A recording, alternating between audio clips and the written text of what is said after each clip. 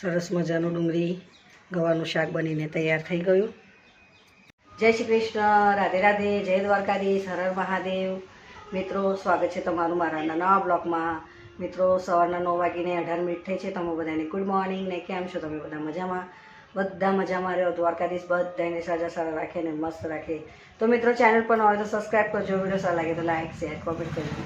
તો ચાલો, ઘરનું બધું કામ પતી બી ગયું, નાહી ધોઈને એકદમ ફ્રેશ, પૂજા બી થઈ ગઈ। જમવાનું બનાવવાનું છે, 3 જણનું મારો ઉપવાસ છે આજે। તો વિડીયોમાં બનાવી રહેજો, વિડીયો સારા લાગે તો લાઈક શેર કોમેન્ટ કરજો અને ચેનલ પર ન હોય તો સબસ્ક્રાઈબ કરવાનું ભૂલતા નહીં। તો ચાલો, બનાવી રહેજો વિડીયોમાં। તો મિત્રો, 250 જેટલી ગવાર છે અને 4 ડુંગળી ને 1 ટમાટર। તો આજે ગવાર ડુંગળીનું શાક બનાવું છું। પહેલાં ગવારને ઝીણી ઝીણી કાપી કાઢું અને બાફીને પછી વઘારું। મિત્રો, અહીંયા તેલ ગરમ કરવા મૂકી દીધું છે કઢાઈમાં અને આ ગવાર પણ બફાઈ ગઈ છે જુઓ। તો ચાલો હવે પહેલાં જીરું નાખી દઈએ, હવે ડુંગળી મીઠી લીમડી નાખી દઈએ।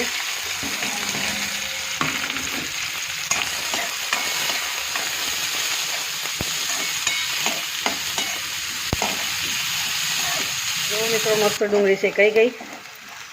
હવે નાખીએ અંદર ટામેટાં,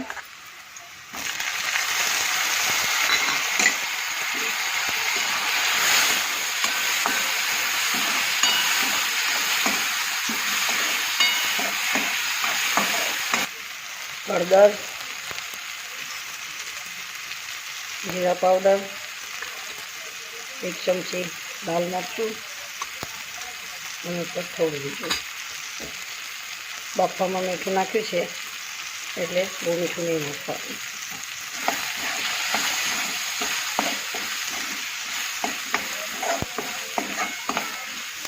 થોડીક વાર એને ઢાંકી દઈએ।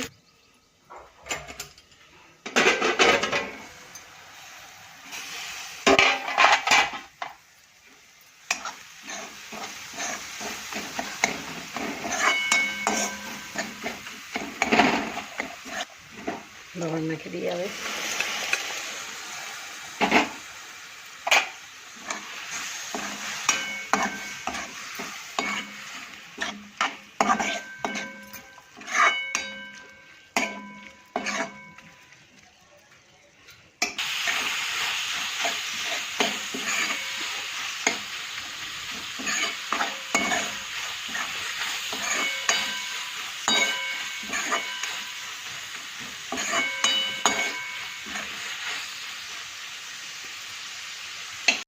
મિત્રો, ગરમા ગરમ રોટલી પણ થઈ ગઈ અને ગવાર ડુંગળીનું શાક પણ બની ગયું।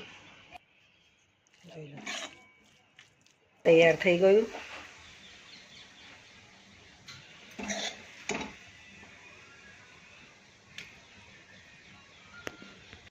ગવાર ડુંગળીનું શાક બનીને તૈયાર। હવે ઉપરથી આપણે નાખી દઈએ ધાણા,